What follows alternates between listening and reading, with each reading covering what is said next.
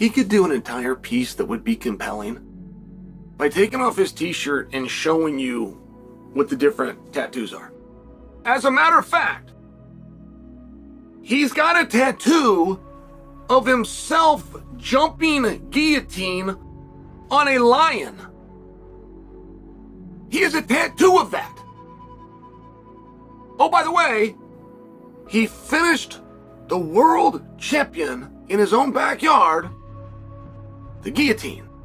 I'm just sharing, like, that's very interesting. He is absolutely dominant. And once he begins to pull you into that rinse cycle, buddy, you're getting rinsed. Make no mistake about it. It's one of the, I honestly think it's, if not the best top half game in MMA, it is certainly on the short list. If you have a neck, I can choke you. Leon had a neck, he got choked, and yeah, there's always stuff to improve on, so I'll be back in the gym soon, getting better. If you've grappled with me, you've most likely been hit with that guillotine, so that's definitely my top, like, 1 to 2 submissions right there, for sure. The guy's just dominant. He's dominant on top, he's strong. Dean has told me that this guy's the strongest welterweight that's walking planet Earth in all of combat sports. So, you know, I don't take that with a grain of salt, and that's what it looked like. He's solid. He's so solid on top. I wish he'd open up just a little bit more on his feet, because now he's got people so frustrated and so cautious with his grappling. Would really open up his striking a little bit more if he would, you know, throw a little bit longer combos, roll under counters a little bit. But it's a progression. It's a progression, and he's getting better and better. Belal Muhammad didn't fight the Sean Brady that we've been seeing, the Sean Brady that beat Calvin Gastelum, the Sean Brady that dominated Gilbert Burns, the Sean Brady that just submitted the former champion in 4 rounds. His pressure, his mixing of the takedowns, and more importantly, his top control. His top control is absolutely ridiculous, man. I'll say it and I'll say it again. If you're able to beat a guy like Greg Jones, and he loves competing in the submission game, if he's able to beat a guy like Greg Jones, one of the best guys in the world in jiu-jitsu, that lets you know at what level this dude is at. Yeah, I mean, I don't know. I've never paid attention to the kid. You know, he's a young guy coming up, but you know, there is no reason, because I've never watched any of his fights. I honestly know nothing about him, and the fans know nothing about him. So that's about all the read I got on him. You know, he's still not a draw. He still doesn't draw flies to shit. So, you know, I want to do good business for the company. Whatever the biggest and best fights that the company wants, that's what I'm on board with. If he's what's on board, fine. It's a good matchup. He's not going to take me down and submit me.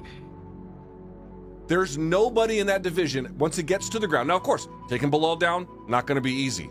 But if it gets to the mat, he can submit any welterweight on the planet. About that, I am sure.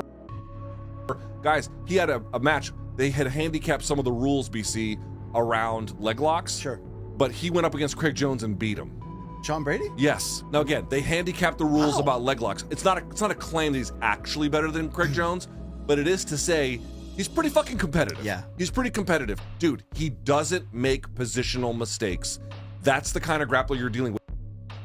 With Leon Edwards, he was able to beat him in a way similar to Belal Muhammad, just better. He actually beat him better than Belal Muhammad did, and was willing to say that. There's nothing more important than a fighter's ability to get up after getting knocked down. He got knocked down in the biggest spot of his entire career, and all he has done is truly put himself right back into an elite position in his weight class. Sean Brady is an absolute wrecking ball, and I think that he took a page out of the blueprint from Belal Muhammad, basically, you know, copy and pasted that. And I think that he did a phenomenal job of utilizing his pressure, his striking, and his takedowns at very precise moments to fluster and frustrate Leon Edwards throughout that fight. And, you know, there wasn't a round where he wasn't in control.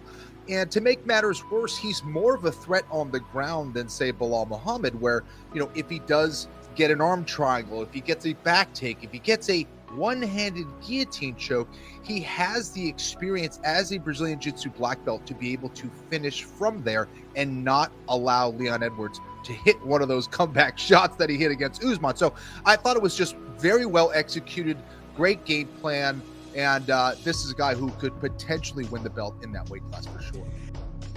he's had some ups and downs, right? He lost to Bilal. He's had some layoffs with injuries. And I think a lot of people started to really doubt his capability.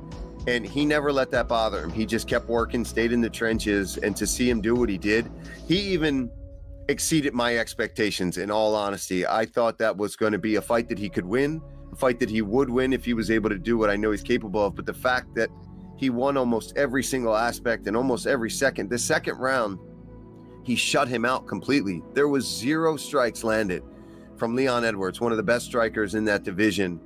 And just, he landed well on the feet. I think that's what finally impressed me. Is I've sparred him for years and I've seen what he's capable of doing in the gym to people on the feet in his kickboxing.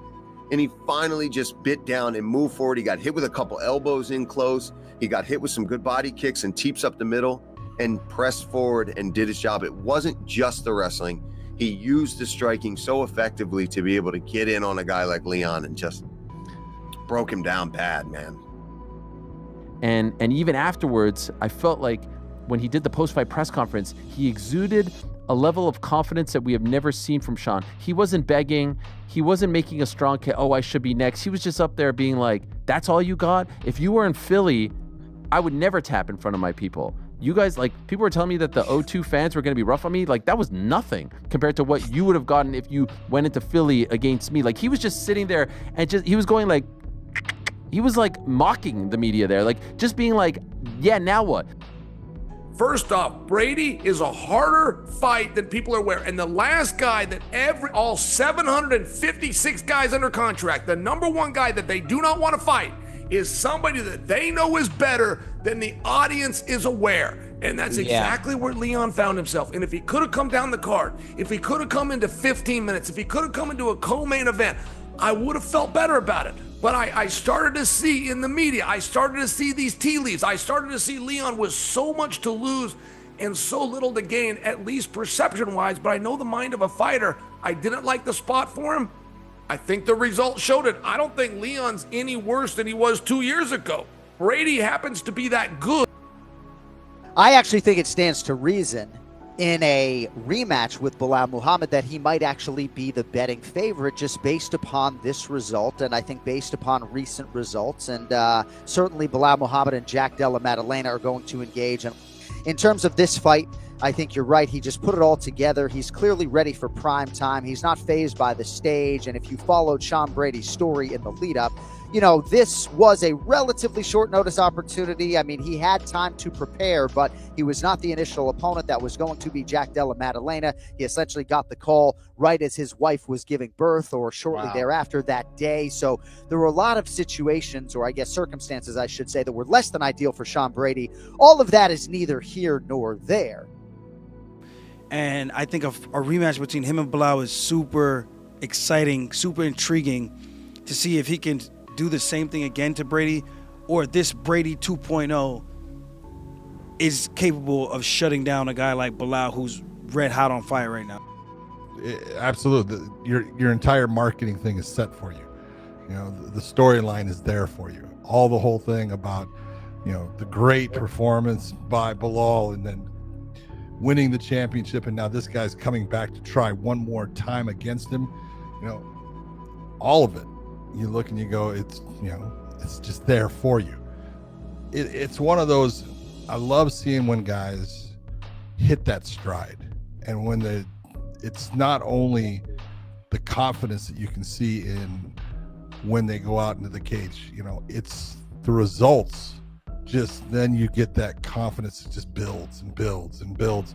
And both of them right now, look at Bilal's riding a huge win streak, and Brady is, you know, on that win streak, and Brady wants to prove that was a fluke. So it's exactly what you're looking for. I don't think that you guys think of Sean Brady as the new Jake Shields, right? Jake Shields was said, even by George St. Pierre, to be the best jiu-jitsu player in the UFC, and he was. And I don't think that you think of Sean like that. I don't think that you think of Sean like anything. I don't think that you know if he's an MMA guy, if he's a grappler, if he's a grappler that's doing MMA. I don't feel that you've got a real clear vision of him, but I think that you do now.